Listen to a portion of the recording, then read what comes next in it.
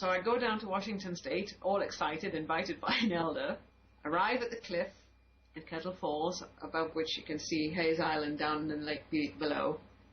And I can just see, because it's quite a distance away, that they are starting to take down the teepees. An Indian drives up in a pickup beside me, and I say, "Oh, hello, my name's Celia." Well, of course, he doesn't know who I am. I'm invited to the salmon ceremony. He just laughs. He says, "Ha, you missed the whole show. It's all over." I could not believe it. I could have kicked myself. How did I get my dates so wrong? I'm invited to this 4 days of ceremony, and I'm arriving when it's all over. How could I have got it so wrong? I felt so sick. And, of course, then, I didn't know about Indian time, right? Everything happens in time, on time. Mm-hmm. So he says, "Well, you want to go across anyway?" And I said, "Yes, please." So we go down the cliff, and we get into this little putt-putt boat and go across this lake to this island. And this is not a lake. This is a trapped river. This is the Columbia River, trapped, seething and riding and whirlpools. And, he tells us you have to sit very, very still. We all did, but my kids were with me. So when we beached on Hayes Island, the kids got out and ran up to the teepees, and he got out and went up to the teepees. But I was filled with awe, because I was very aware at this point that this is the first time in 50 years that the Sinites have been able to come back to this island, this sacred central salmon fishery, which has been fished on for millennia. It goes back thousands and thousands and thousands of years. I don't want to say 40, 50, 60,000. I mean, I've heard elders talking 400,000 years, but I don't know about that. But, I never ask questions like you. I always sit and listen, and I'm quiet, and everybody forgets I'm there, and they talk. So I'm filled with awe, and I'm thinking, they've just had 4 days of ceremony here. The first time in over 50 years that the indigenous language, the chanting, has been happening here, and I'm into resonance and vibration and frequency and all of that. This is an honor and a privilege to be here, and I'm just filled with awe. So I take off my socks and shoes. This was March or April, I think it was, and I step out onto the sand, muddy sand, in my bare feet, out of respect. And in that moment, I lift up my camera and take a picture. So when the film was developed, of course it's pre-digital, here is this photograph, which is over the whole cover of the book, front and back. Now, when I first looked at it, I thought, oh, interesting photo, teepees on the kind of, bit of muddy island and lowering sky, looking very moody and broody. And it was my middle child, who was Natalie, who was then 8, who said, "Oh, Mum, what's that coming out of the teepees? That's so spooky." And I saw it, and I was just flabbergasted, I'm telling you. And I mean, I didn't know what to call it. I didn't know what it was. I saw a certain animal in there, but I wasn't willing to say to anybody else what I saw in there. But then I showed it to Bob Campbell. The next time I saw him, I showed him the photo. And he just says, "Oh yeah, old man coyote hanging around where he's supposed to be." Just beautiful. I had it up into an 8x12, which I have now here framed in my study. And the guy at the studio, this was in Nelson, said, he says, "I've seen people have come to me with photos with ghosts and shapes and this and that, and I can explain away everything I've seen, but this one," he says, "this one makes the hairs on the back of my neck stand up." So it's lovely. And actually, in the printing process, because when I look at the one on my wall here, there's hardly any blue in it, but in the printing process, on the cover of the book, there's more blue. And people have since told me this is what happens in a spirit photo. It has its own life, and it changes itself as it needs to. A publisher reckons that in the printing process, because he's a spiritual guy, my publisher, he reckons that that Coyote really wanted to make sure people see him. He didn't want to be vague at all, so he made himself a bit more clearer. And that's what happens in spirit photos. They take on a life of their own. I know people who do paintings, and they say they come back in the morning to their painting, and it's changed overnight from how they left it. Yeah. It's interesting, our lives at that time kind of intertwine a little bit. I remember around that time, you lived just down the road from me in Bass Creek. And before then, I lived in Slocan Valley with Sam and Selena, and we used to always drive past Robert's restaurant. And I always thought, man, that would be such an awesome place to live. It's just in such a wicked spot. That place is so cool. And in those days, it would be a restaurant for a little bit, and then it would be vacant or somebody in there for a short time, and then a restaurant again, and kind of went through a few people. And then this one, I saw a for sale sign.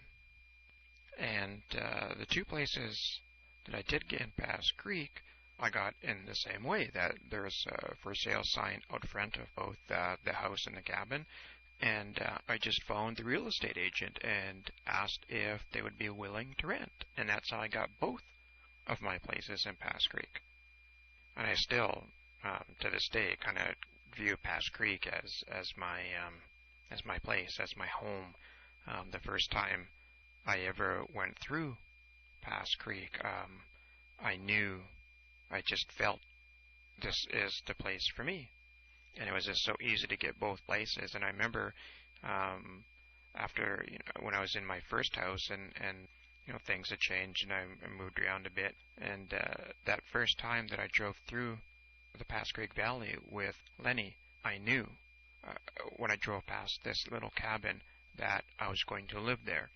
It took me 4 years, but I did end up there. And Bass Creek is just such an awesome place. Awesome valley, awesome energy.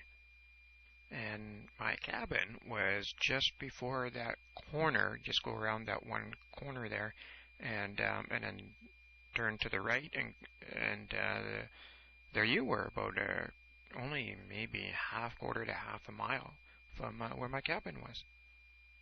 Small world, small world. Yes. But I wanted to ask you about that experience in Robert's restaurant when the young native hitchhiker showed up at your door, thinking it was still a restaurant. That, to me, really embodied the path. So how did you get into Robert's Creek Restaurant and the subsequent experience with the native hitchhiker? That whole 6 years in the Slocan Valley, except for all the time, I was moved from pillar to post all the time. I could never seem to find somewhere that allowed me to stay for very long. And believe you me, that wasn't easy with 3 kids in tow. It always seemed to be somebody was needing a house and promised me I could be there for 3 years. Then suddenly 6 months later, they decided to live there, or a relative was coming to live there, so I'd be moved and moved. I mean, sometimes I was only 2 months in one place. And how I came to be in Robert's restaurant was quite spooky. I was living in a farmhouse further up, just north of Winlaw on the other side of the river. But that I knew when I took it was for sale. But everybody said it was so highly priced it would never sell. But I think I made it so beautiful inside it sold very fast. So I was only there for 2 months. And I had to, I was only there for a month and I got my notice, which meant, 2 months notice. And so off I go looking for another place. And I could not find a place, And I had about 4 or 5 days left before I had to get out. And I was getting really on the edge of my seat. And then this ex of mine, Brian, came to visit. And he always had a way of slightly annoying me. I mean, I loved him dearly, but he always irritated me.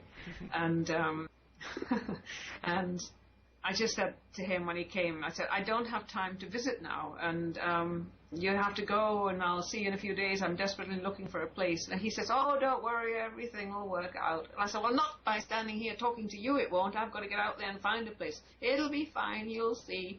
And I said, well, it's okay for you to say. You haven't got 3 kids and blah, blah, blah. And at that moment, a white feather blew in through the crack in the door. And he said, see? And by that time, I already knew what it means when a white feather comes floating in, in front of you. It means don't worry, it is okay. It's like an angel or an eagle has passed over to say, hey, guys down there, don't worry. It's all working out. It'll all work out.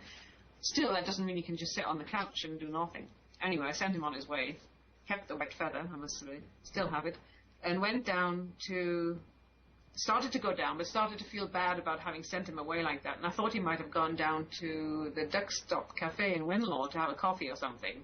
So I thought I'd go down there and try and buy him a coffee to say sorry for being so rude. And when I got there, he wasn't there. So I had a coffee. And then there was this lady there who was just saying, I just overheard her saying, yeah, well, he hasn't got anyone in to come in yet, and I'm leaving. She says, I'm leaving today. And I said, what was that? Come in where? Where are you leaving from? Oh, she said, Robert's restaurant down the way there. Well, there we were. Wow. I called the landlord. I'm in. You know, exactly in time, on time. You know, I had 4 days left to move. And there it was, just the whole incident in one day. So then I come to live in this restaurant. And what a special place to live, I'm telling you. I bet. I don't know what it was about that place. I mean, you're right on the highway on the one hand. So when the first night I slept there and a logging truck came by about 5 a.m., I dreamed a dragon was invading the place. But after that night, I never got anything like that. But I hadn't been there very long when there was this knock on the door, and I'm expecting a buddy for lunch, but this is like 8 o'clock in the morning, and I think, oh gosh, he's early. It was all one level, the whole place, right? So I had my bed section was sort of in the back of the corner. So I just yelled, come in, because the door was never locked, and just pulled some clothes on and jumped over to say hi, and in walks this guy, native guy. I've never seen him before, to my knowledge, in my life. But I just think, oh, well, he must be one of the Sinaics from one of the land meetings I went to down on the reservation, because I met that many, and there were sometimes 200 or 300 people at these meetings, and, you know, they knew me, but I did get to meet them all. And so I just assumed it was one of the Sinaics. So I say, hello, I'm Celia, just in case he'd forgotten my name. And he says, I'm Michael. And I'm looking at him, and I think, oh, I don't know him. And I think, God, I just sort of invited a total stranger to come into my home. And he looks really scruffy. He's got sort of bits of dried grass sticking out of his hair, and his jumper's got holes in it, and grass sticking out of his jumper, and just really scruffy, like he's, you know, slept out for the night. But on the other hand, I've never felt threatened or concerned around Native people. I've never felt worried by them or anything like that. I would never hesitate to invite a Native person into my home, because I've always felt really comfortable. And I mean, I was always treated royally on the reservation, without exception. And he's shivering, like, and he's really trembling, and he's cradling his arm as well. So I said, what's wrong with your arm? And he says he was walking up the highway, and a car passing by, the wing mirror clipped his elbow. And I thought, hell. And then he said he'd been hitchhiking, and he got dropped off because some guy had told him there was a restaurant up this way, he might get a cup of coffee or something, and he'd seen the sign, Robert's Restaurant. And I said, well, this isn't a restaurant now. I said, it's my home, but I said, you'll get more than a cup of coffee here. You'll get a reservation breakfast, right? And it was funny, because I don't eat meat, but I just happened to have some bacon in, because my son likes some now and then. So I did. I said, come on in, and wrapped him up in a blanket, and I sat him on a seat in where you can look out over the river, because there's that lovely big deck, you know, and you look around the curve of the Slocan River where it turns away towards Cougar Rock, and then you look out right down, and then you can see Frog Mount in the distance. Mm-hmm. Beautiful views from that deck. Made a hot water bottle and gave it to him, and gave him some ice for his elbow, and then started to make this breakfast. So there we are, eating eggs and bacon, and he pulls all these bits of poetry out of his wallet. He's got all these bits of paper, right, and it's all his poetry. This guy's a poet, and he's written these beautiful poems about what it's like to be on the road, about his girlfriend and him breaking up, about the changes that have happened to the land since, you know, Europeans have come. Beautiful poetry. I mean, you know, he's sharing his soul with me, because the poetry comes from the soul, and it's really, really beautiful. He just slowly, the more he warms up and he gets a full tummy, like, he just opens up, and we talk about things, and he tells me about how much he loves this land here, the landscape, how it really speaks to him. He tells me he's a Stony Indian from Alberta, and funnily enough, I mean, the whole room at that point, I mean, he couldn't have felt more at home, because I've got portraits of Indians and blankets and all my medicine things all over the walls everywhere. And I've got one, a portrait of a Stony Indian up there too, in my study right now.